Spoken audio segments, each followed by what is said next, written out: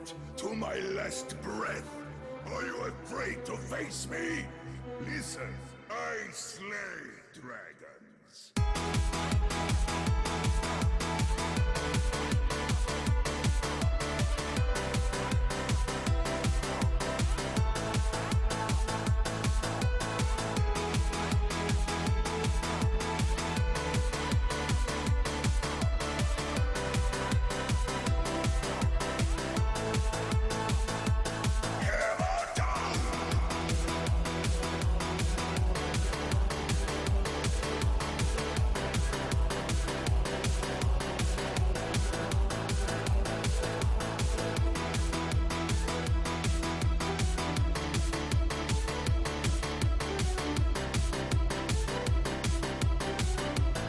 Hello everyone, can you guys hear me?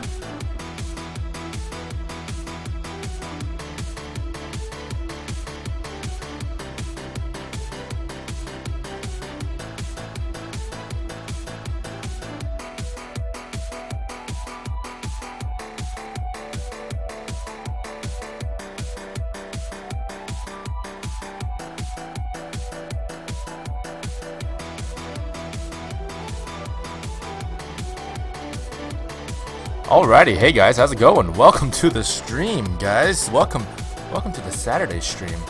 Oh man, hope you guys are doing well. We will be getting started in just a few seconds here, so hang tight. Hang tight.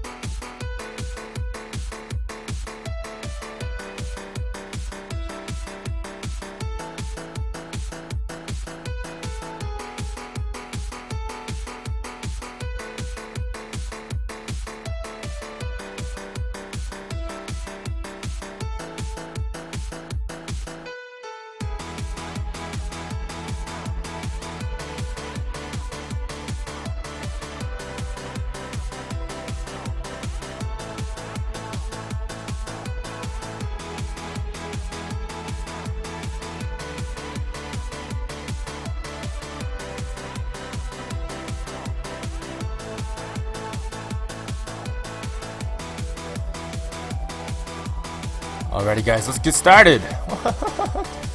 Yeah. Alright. What do we got today, guys? How's it going, everybody? Is that our chat on the screen there? Yes, it is. Sarp Surter. It is. It is indeed. Hello, everyone. Welcome to the Saturday stream. Hope you guys are having a great day, year, month, whatever. Yeah, today we're going to be working on, as you guys can see, we'll be working on Torbjorn. What? That's crazy. That's crazy. Yeah, so this is Torbjorn, as you guys can see. Spoiler. But I mean, you're gonna figure it out eventually. But yeah, this is Torbjorn. This is Torbjorn's turret. Anyway, we'll show you everything that's a thing. So the thing's gonna be a thing, and stuff's gonna happen. I don't know. We'll see how it goes. Let me turn that down a little bit. Let's see. Alright, that sounds good to me. Is the volume okay for you guys? I always want to make sure. Is it too loud? I'll bring it down just a little bit. Alright, so let us work on whatever Howard intro this is. Oh, in case you guys are curious, which Howard intro is this? I wonder. This is the Uprising Howard intro. So, this is, a lot of people have been asking me like, oh hey Dylan, are you gonna do the Uprising intros? Because they just came out, you know. But that's what I'm doing. So yeah, that's what we're gonna do. I thought it was noodles for his beard. Yeah, it is very confusing. I can definitely say that. He's either a pastafarian or loves yarn. But considering the yarn needles and the yarn balls on the bottom, I'd say definitely gonna be yarn. Yeah. But anyway, Colonel Jordan, you've missed the last few. Well, a lot of the streams due to a lot of streaming live. Seeing your stream always cheer me up, though. Well, I'm glad you can make it, Colonel Jordan. I'm glad you can make it. And I hope you're doing okay. You know, life sucks, but at the same time, it's something that you can always find enjoyment out of if you just try. it's a weird saying, but the truth is, there's always something you can be appreciative of in life. It's something that I feel really strongly about. But anyway, we'll get into that another time. Let's see. What is this subsurf thing not working for? Yeah, that looks like it's a lot better. Excellent. So now for this highlight intro, we're gonna be doing something where we actually take. It's gonna be slightly different. So as you guys can see, the original highlight intro is a book, a photo album specifically. So here he is. He's flipping through his little baby album, and he's like, "Oh, look, it's me and my baby," or whatever. And it's like, okay, cool, that's cute and all, but the problem is there is a little bit of an issue with the length of his arms. So, hey, Angela, how's it going? Now, chibi characters' arms are incredibly short, almost all the time. So, guess what? See, notice how if he had a book, let's just say hypothetically he had a book right here, right? Let's just say he had a book right there. Wait, hang on, I gotta sneeze. Close your eyes. Wait, hang on. Okay, I saved your ears, guys. I muted myself. Anyway, so I know I'm a hero, aren't I? So basically, what we have here is a book that needs to be flipped by an arm that's about a mile away. You just cannot touch those pages. It's just ridiculous. So yeah, we're gonna have to do something else with that. So this highlight intro is gonna be a lot more different than the original. So we gotta keep that in mind. It's just an interesting, you know, tidbit, a little fact of the matter. Chibi characters cannot do everything normal characters can do. It's a little discriminatory, but it's true. You just can't. It's not possible. It's just not possible. So what are we gonna do here? I am gonna go ahead and try some stuff out. I have an idea. And this idea will shake the world. Not really.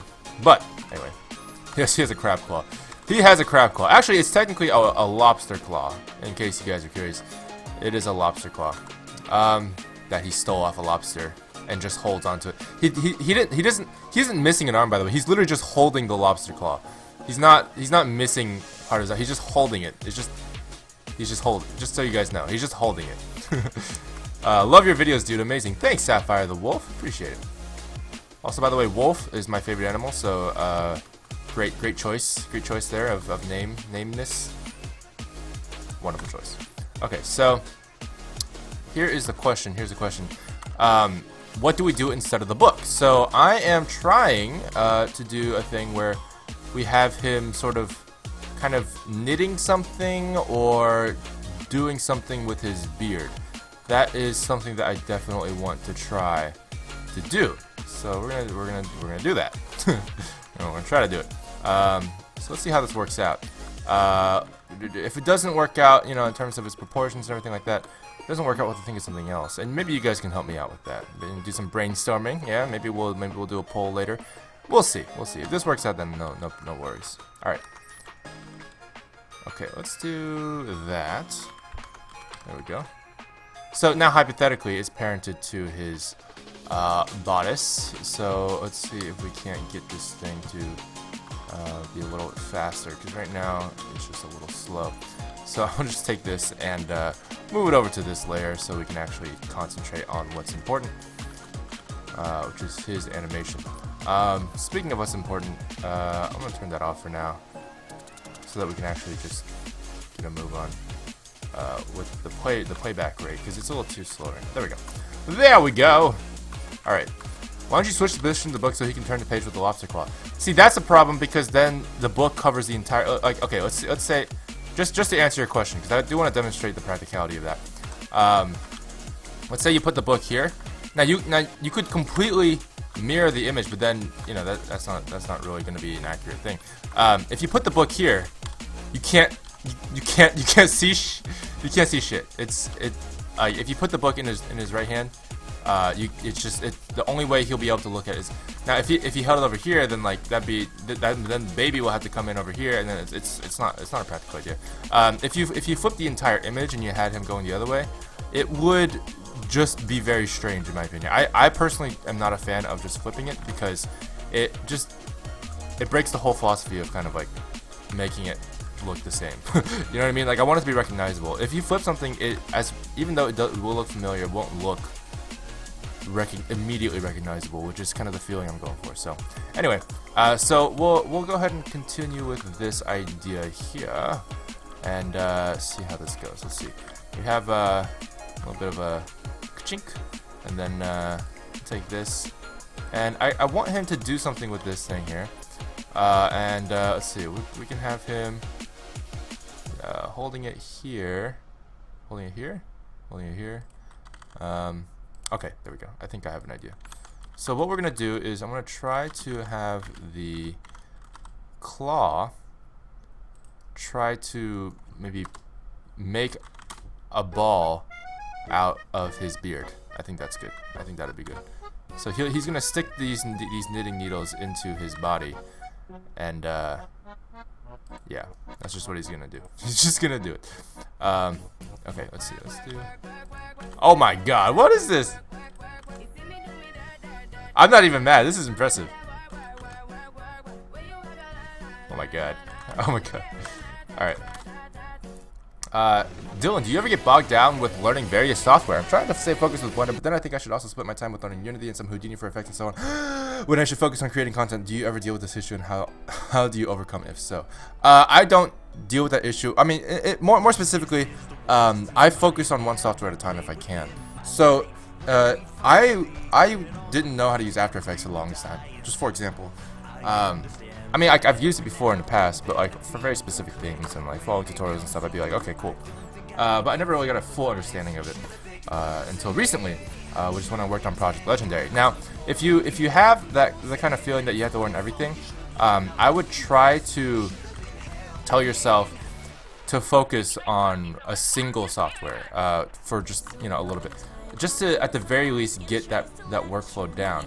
Now, if you don't want to do that and you want to focus on a few, which is totally understandable, then I would recommend making a project that forces you to go through those steps individually, right? So like post-production and stuff like that, like you have to learn those individually in the pipeline as you go along, not all at once. So don't try to learn everything all at once, try to learn everything one by one, and then you'll be fine.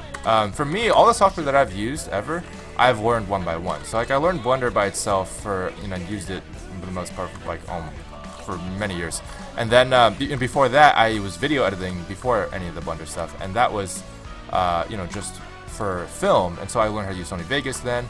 And so there's a lot of things that like happen independently from me, and I don't regret that. I think that's a great way to kind of divvy up the stuff. So anyway, that's just my personal opinion. All right, let's see. If you try to learn too many things at once, you will get bogged down. And the main thing is, for me, is like when you try to learn a software, never ever go through. I mean, this is my personal opinion. Maybe you learn better this way, but in my experience, you should never go through and just be like, oh, I'm just gonna learn all the tools. Oh, I'm just gonna learn this, and this, or whatever. That's too. If you do that, you'll end up probably forgetting most of everything that you learn. If you go through and be like, okay, I'm gonna learn this tool and this tool and this tool, like I'm gonna go through Blender and learn everything that I need to know, and then I'm gonna make something. Well, guess what? By the time you make something, you're gonna have forgotten everything, most likely, because you can learn about it, but you're not gonna care about that tool until you know how to apply it. So, in my experience, if you actually want to learn something, and remember it, you want to make a project and do something with that said tool as you go along. Like if you make something with that tool, you will remember how to apply it. You've applied it before. You will pay more attention in the details in terms of like how to apply certain parts of that tool and all that stuff. So it's far more important that way to you as a person learning that tool. Anyway, yeah. I may not be able to stick around for this one, Dylan. Spackers. Thanks for joining. No problem, man. No problem at all. Okay, so he's just gonna pull this out. So he's just kind of rummaging through his beard here. We'll just have him rummage through his beard.